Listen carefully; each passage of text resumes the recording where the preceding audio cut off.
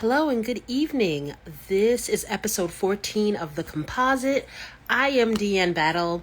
This project originally started as a late night talk alternative for folks that were bored and possibly wanted a little bit of content while our writers and, oh hey, I have a viewer. Our writers and actors are on strike.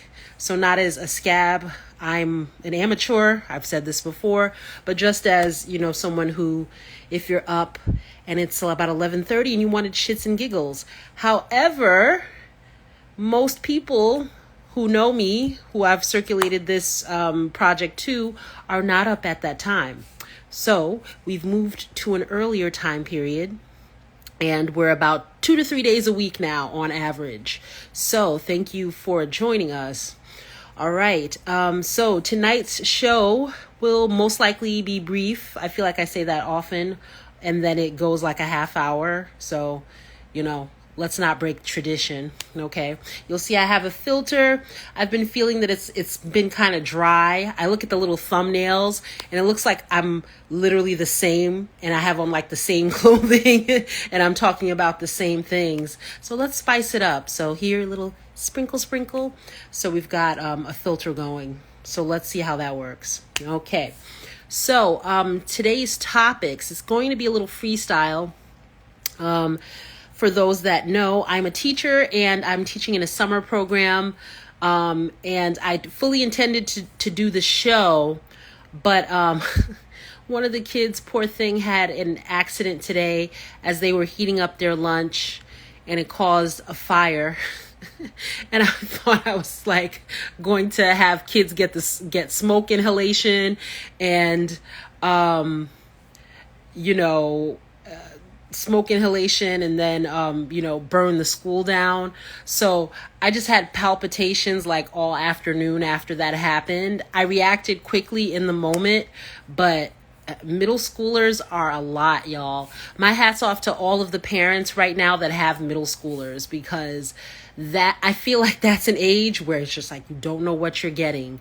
I haven't taught elementary, but I was a nanny for a summer on Martha's Vineyard. So I worked with 7-year-olds, and I felt like I got to the point of, okay, like, yeah, I know what to do and, how to talk to them and stuff like that. Middle schoolers are a whole different ball game. So hats off to parents of middle schoolers. So I had that experience. Wasn't stuck in traffic, tried to run some errands before I got home.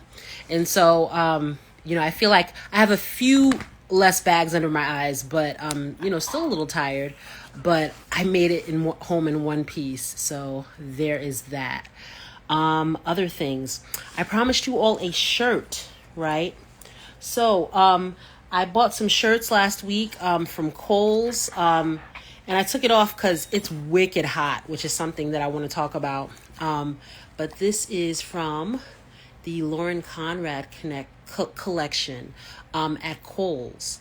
And I really like it. I like stuff with the lacy frilly detail lately in the past several years. I would say 3 or 4 years that with that kind of detailing. And so I really like this shirt. I think it's great for the summer. Also, I like the material. The material it says it's polyester, rayon, nylon, spandex. This is interesting because it doesn't feel like that. It feels like kind of a drier cotton almost. And by drier, I mean like a flatter, thinner fabrication. So I really like it. It's not too see-through. So if you're in the market for a good summer shirt, I would check that out. So that's that. And my dog has decided to join us. Come on, Zena. So here she is. Oh, she just wants to be in my lap. Yeah, she's a over 50-pound lap dog. That does not work. But she's here with me. Other things that I wanted to talk about.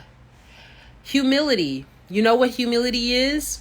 Being out in this moist heat, right? going to work, running errands, coming home, and then washing your face and using toner. Toner, I think, is probably one of the most humbling experiences, because it doesn't matter. It's like I washed my face 2 or 3 times. No, the toner is going to bring back like charcoal off your face. It's disgusting, but necessary. So I'm always working on my skin. You know, I had really, really bad acne as a kid. Bad acne for most of my life, but now it's not cystic, at least. So, you know, there are benefits to middle age. But nevertheless, I've always been really self-conscious about it. So getting to the point where it's a bit, you know, more manageable is helpful for me. So toner, yes, humbling. Other things. Something that I'm interested in, but I don't know if I'll get any answers to it this evening, or, you know, if other folks want to chime in on this episode. I want to talk about fortification. We're in the dog days of summer, and it's hard. You know, I got a new position in higher ed, and I'm really excited about it, but I just can't afford the New York City rents. Someone sent me a completely like straightforward email, meaning that they were dead serious, on a rent control apartment that was less than $1,500, like a small studio, nothing fancy. They wanted $7,000 for a broker's fee. I was just like, so I'm going to have to start trapping so I can get a broker's fee to be a teacher. You know, I mean, I'm laughing, but it's just, I've been looking for, you know, an apartment or shares for the last like 2.5 weeks or so. And I don't know, I'm getting nervous. I don't know if I'm going to find anything, because it's like everything that I look at, it's, you know, I knew the price range was going to be like not great, but usually there's always a place in the cut, in the hood, where you can be like, okay, it's probably, you know, going to be a little bit sketchy, but, you know, I can make it work. And I'm not really finding any solid leads. I have like maybe one. And so I can't get out there to look at it until this weekend. So he said he would get back to me, and we'll see what happens. And then this morning, you know, and I've seen other people talk about this on social media, that that student loan email hit, and they were like, guess who's back? Back again. You know what I mean? And so I'm like, okay, payments start in October. And it's like, for a majority of my life, you know, I got my first job when I was 14. I've just been working my ass off, and I feel like I'm not making a dent in anything.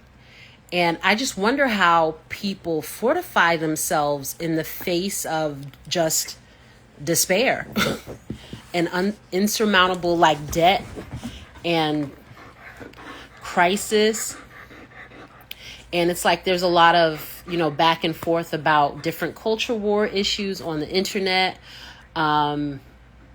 It's not that stuff isn't important, but it's just sometimes I feel like I can't see straight, because there was this bill and then there's that payment that's going to be coming up, and I can't stay ahead of it. So I don't know what I'm going to do. I mean, it's going to get to October and I'm going to be like, I ain't got it. Want, you know? I mean, and it's not that I don't want to pay my student loans. I'm grateful for the education that I have. I just wish that our society honored what the education was for, and that I was paid accordingly, you know? And I mean, I actually do somewhat decently for education, but it's not enough to keep up with inflation, with gas prices, with student loans, with car payments, with none of that, you know? And, you know, where I've lived, I moved out of New York City in 2011. And then I was commuting from New Jersey to New York. And then I just kept moving further and further out. And any other place that I lived, you need a car. Like, it's not feasible not to have a car. And so I've had this car, and, I'm like, okay, if I'm coming back to New York, I have to, in the next week or so, really deal with the possibility of, okay, I might have to sell this because, financially, I just can't circle the square in my mind right now. And so Friday night into Saturday, I was just like, again, in despair. And now I'm just kind of like, I'm kind of like chuckling to myself and throwing my hands up because it's like, I don't know what else to do. I will say, to my credit, I've always found a janky way to work it out. But it's like, again, at middle age, it's like, how much longer can I do this? Because I'm at the age right now where one of the things that I need to think about is like, how do I save for retirement? And I was just like, in the commute this morning, because it's like an hour plus each way, I was like, I'm not going to retire. So, maybe I should stop worrying about it because it's something that's not going to happen. Which isn't the worst thing, if I keep my health together. But, when you're a single Black woman and it's like you're moving from middle age into older age, like there's no safety net for me. You know what I mean? I am my safety net. I have to, figure something out. I know I will, but it's just disheartening to still be in that space because I didn't think I would be. I thought, oh, okay, by the time I'm in my 40s, I'll have a family, house, car, everything's secure. There's nothing secure at all. And, I don't think that is something that is discussed frequently enough. And I wonder if that was the conversation as opposed to Barbie's feminist agenda or as opposed to other things. I wonder if that was the conversation that people were having, if there would be more solidarity between different groups, especially marginalized groups, if there would be more compassion. Maybe there would, maybe there wouldn't, but that's just been a thought that I've had over the course of the day. Other things, there are topics that I'm thinking about, but I don't want to get into it, because it's one of those things where it's like you're either on the bandwagon or you're canceled. And I'm a little too tired between the middle schooler almost burning the school down and me endangering children's lives. Hopefully not. Like, there's too much going on for me to like get into that. You know what I mean? But I do have thoughts, more like questions, I would say.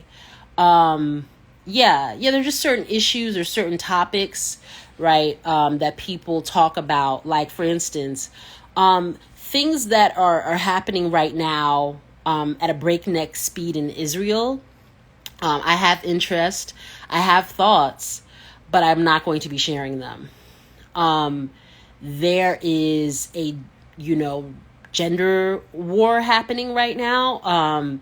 And some of it is just between men and women.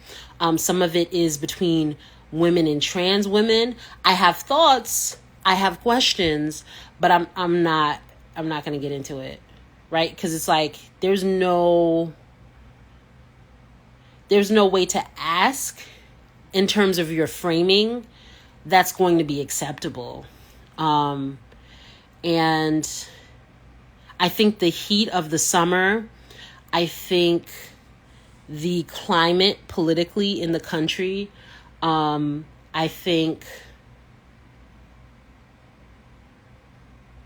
the unacknowledged frustrations that people are feeling, I think all of that just makes it a tinderbox, and you're just not able to just again have a conversation about it. So I'm going to leave all of that entirely the fuck alone. Other stuff, the heat, right? Climate change, global warming, whatever you want to call it. it's so hot, right? And I'm out of the apartment for most of the day. I have to leave the AC on because I don't want the dog to struggle. It's bad for me, but I'm a human. I can run and take a cold shower, and the dog has 2 levels of fur. So this is the furriest animal I've ever had in my presence. She has the top layer, she has the undercoat, and it seems like she has another coat on top of that. She's got fur on the bottom of her paws. It's a whole situation. I mean, every time I clean it up, I come home and there's fur everywhere again. So there's no way I can leave her in an apartment, with just a dish of water. Like, good luck, So I leave the AC on for her so she can be comfortable. So I know my electric bill is going to be off the chain. You know what I mean? Every day I'm like trying to guess in my head. I'm like 250, 300. Like, part of me doesn't even want to think about it, but you have to, because it's like, I can't, do that to the animal. But at the same time, like, again, I'm already worried about money. And then that on top of it is no bueno. Now for myself, I like to have AC circulating, but I generally don't like air conditioning directly on me. I'm asthmatic. I have really bad allergies. And so all of those respiratory issues sometimes give me an upper respiratory infection or a sinus infection. If I go from sweating in like 90-degree heat, 100-degree heat, and then I come into an air conditioned space and it's like blowing directly on me, it usually makes me sick. So I have to be very careful about that anyway. But dang, fortification is important. With everything that's going on, I consider myself a sensitive person. That's not always a good thing. Sometimes I can be overly sensitive, but there are things that either I totally miss, and it's like, oh, I didn't know that happened, or I feel it very deeply and very profoundly, and I have to think and work my way through it. And so I'm just thinking, in this iteration of my spirit's journey to earth, like, how am I going to work things out? Is humanity going to survive? Are we going to be okay? Like, it's just like all of these loops running through. And I'm like, well, how can I have those same thoughts? Because I'm not a person that believes in toxic positivity. I don't believe that you should pretend this shit is okay if it's not. But at the same point, how do you think through all of those issues in its most positive iteration? So like, right, instead of being like, oh, like, do I need to start trapping or have OnlyFans so I can like make my lifestyle work, which is, my lifestyle is like literally the most boring thing. It's like single writer English teacher, like, you know what I mean? Netflix is not doing a movie about that anytime soon, but it's been an expensive lifestyle because I am engaged in 2 enterprises, right? The teaching, right, and the mentorship of younger generations, or just, newer generations of learners, because I've had students over the years that are older than me. So they're on one end. And then, the pursuit of words. Neither of those are valued, right, monetarily in this society. Again, bringing it back to the writer's strike. But those are things that, have given me joy, or like, I want them to bring me joy over the course of my life. But, it's just when I look at my bank account and what I need to pay for and stuff like that, it's hard. It's hard to circle the square, But, in terms of meditation, I'm not consistent with it, but I do that more. Talking to my ancestors, I do that more, but again, not consistent with it. I think fear and worry and anxiety, it's easier to throw myself off with it. But I think what I've been better about in the last few years since the pandemic started is mindfulness in the moment, right? Because before it would just be like I would feel under pressure and I would just crumble. But now it's like I feel like I'm under pressure, I crumble a little bit, and then I circle back to, okay, you can work your way through this. Like, what do you need to do? So that has been an improvement.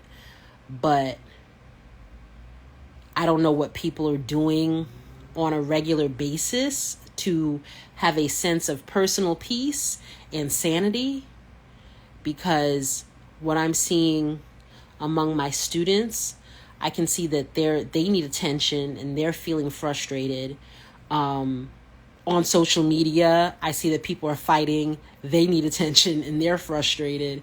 And it feels like there's a lot of venting happening, but there's not a lot of healing. And there's not a lot of forward progress. So those are two things that I think I want to continue to return to on the channel and think about, well, where do both of those things come from? Healing and personal progress. Those are important to me because I like to think of myself as a solutions-oriented person. But today was just me doing a lot of shaking my head.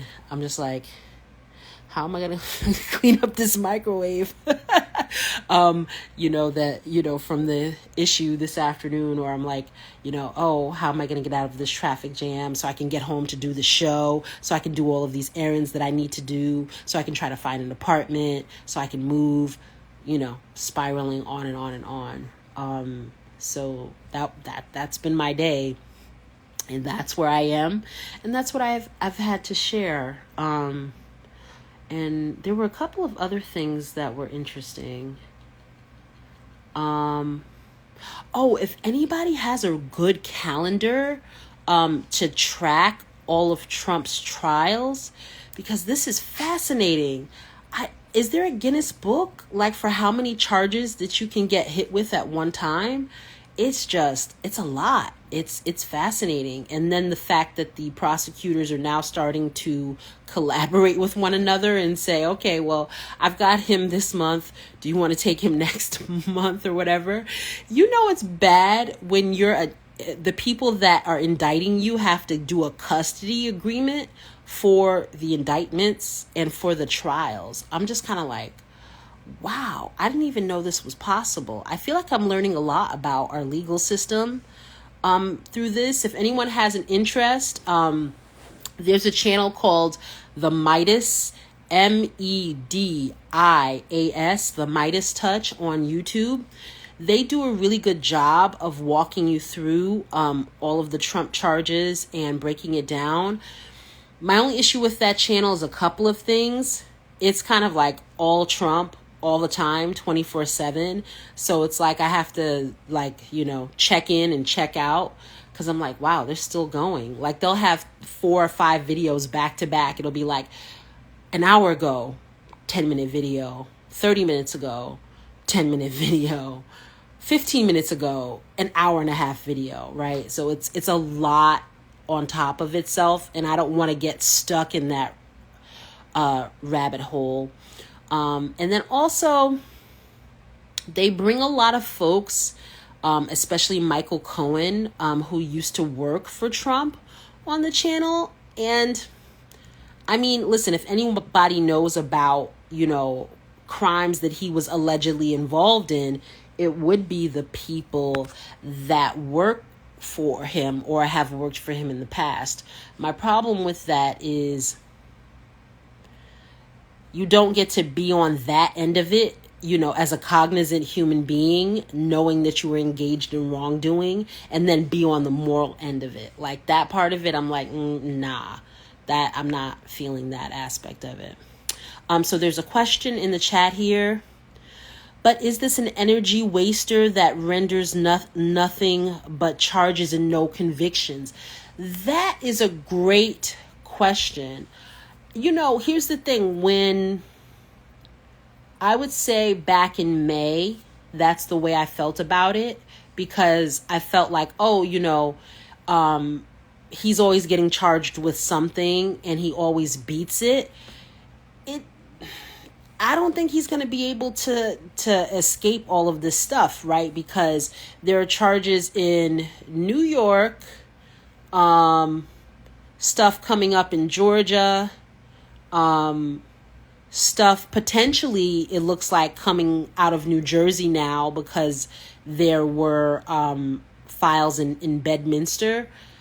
It's just seeming like he's not going to be able to get out of all of this stuff. Now, there could be an argument for most of it, but I don't think that there's any way that he can get around a majority of this stuff. Now, the new thing that I heard today is there was a guy, his first name is Nick. I'm sorry I don't have my computer open because, for anybody that's seen multiple episodes of my show, I like to actually know what I'm talking about, and I'll look stuff up while I'm on Instagram Live, but usually if I'm looking something up, I have my computer open. Hold on a second. Let me see here if I can multitask. So I like to look things up so I know what I'm talking about when I'm on here. Because I think that's can often be the problem with internet content, like if just somebody's just getting on here and talking out of their butt cheeks. And so the gentleman, his name is Nick. I think his last name begins with an L, but I'm going to try to look it up. But anyway, he was a personal assistant during January 6th, and it seems like a lot of these depositions for the various trials, it's a lot to keep a track of, but a lot of people are turning and a lot of people are providing evidence. And I would feel personally as if any type of sedition or sedition related stuff on January 6th, even if you only got one thing for that, I mean, to say somebody was trying to overthrow the government, that's, I don't know, how you come back from that. I mean, unless he just flees the country. I mean, they haven't taken his passport. But yeah, if there are a bunch of charges and then no convictions, then yeah, it is a waste of time. And it's a waste of taxpayer dollars, to be frank. But it seems at the bare minimum, Jack Smith and Fonnie Willis are very serious prosecutors. I don't think that they would want to stake their careers on fruitless charges. So we'll see what happens. But I wonder, again, whether it's an exoneration or a conviction. How can we rotate this individual out of our news cycle? I think we would all be better for it, frankly. But that doesn't... Yeah, it is giving good television. And that's the unfortunate thing, right? That's how his whole political career started, because he gave good television, and Jeff Zucker and other people were like, hey, he gives good TV, let's keep this going. And we haven't been able to get rid of him. And then it seems like we're going to have at least another 2 to 3 years.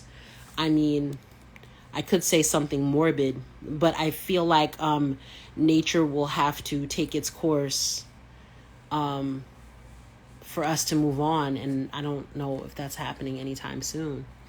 And my interest in that is not personal. I think it would be better for our society and our culture if we could get to that. But like I said, I don't think that's happening anytime soon. Yes, dear Lord. Amen. It's a lot, right? Because it's just, there are facts and alternative facts, right? And it's just every time I hear an alternative fact, I'm like, sigh. And I think I'll end on this point, the alternative facts coming out of Florida, Black history. So slavery was a jobs training program now.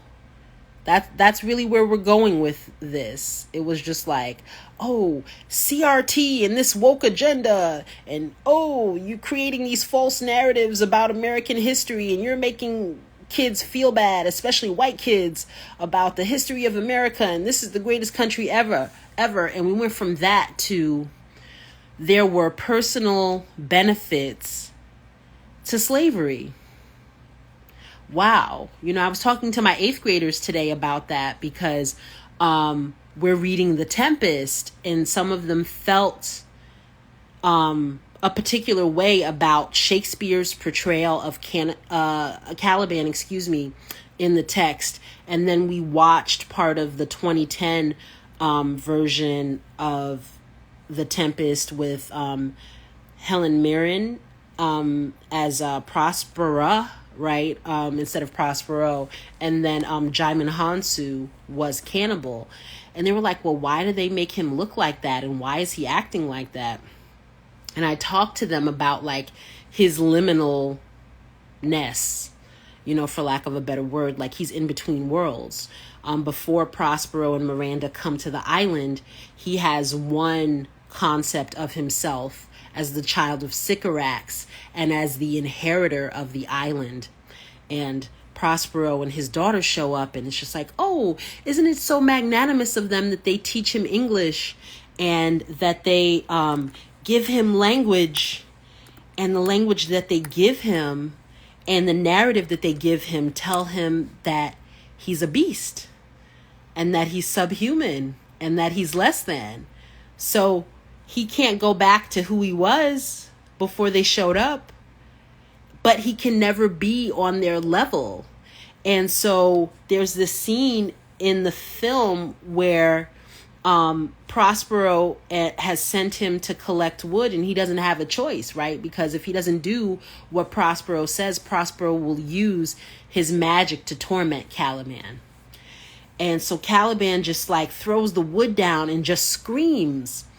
And the kids started laughing, and they're like, Miss Battle, like what? He's just screaming, and he looks weird, and he's angry. And I just tried to explain to them, I'm like, I'm not trying to say Prospero is a hero, right? Because we know, for those of us that are familiar with Shakespeare, right, that he attempts to assault Miranda. So he's not a hero. But I tried to explain to the kids in a way where they could feel his anger and his frustration at what had been done to him. The ways in which you can give someone a concept or an idea, and then they're stuck with it, and that concept and that idea curses them, right? And the use of the English language, at every turn lets Caliban know you will never be a man, you will never be good enough, right? So what does it mean to live in that space? And there are ways in which literally and allegorically, I think it speaks to so much of our moment now. The longer that I teach, especially Shakespeare, the more relevant I feel those concepts and those stories become. And so I try to let my students know that if we don't engage with those narratives, if we don't question them, then they can continue to hold a level of power that we're unaware of because we're not engaging with it. And so I wasn't, planning to talk about Shakespeare at all today, but, it's, I think, important given, right, current narratives around, again, slavery as a jobs training program, right? I think there are a lot of parallels with Prospero saying like, oh, like I did you such a favor. Like I taught you how to think. I taught you what civilization was. I taught you how to speak English. It's like, but you can never be the purveyor of English. You can never be in the top of the hierarchy of these narratives, right? Or you can never be someone who is the standard bearer. That's what I'm meant to say. You can never be the standard bearer of these things that I've taught you how to use. You just know enough to know that, oh, you're trash. So what does that mean, right? To teach young Black kids that not only were your people abused, maimed, raped, tortured, enslaved, their children were taken from them, their language and their culture and their religion taken from them. But on top of all of that, oh, thank you to the viewer who joined me. Thank you. Good night. I try not to mention people's names because, I don't know how people feel about that. But, and I'll wrap up in a minute here.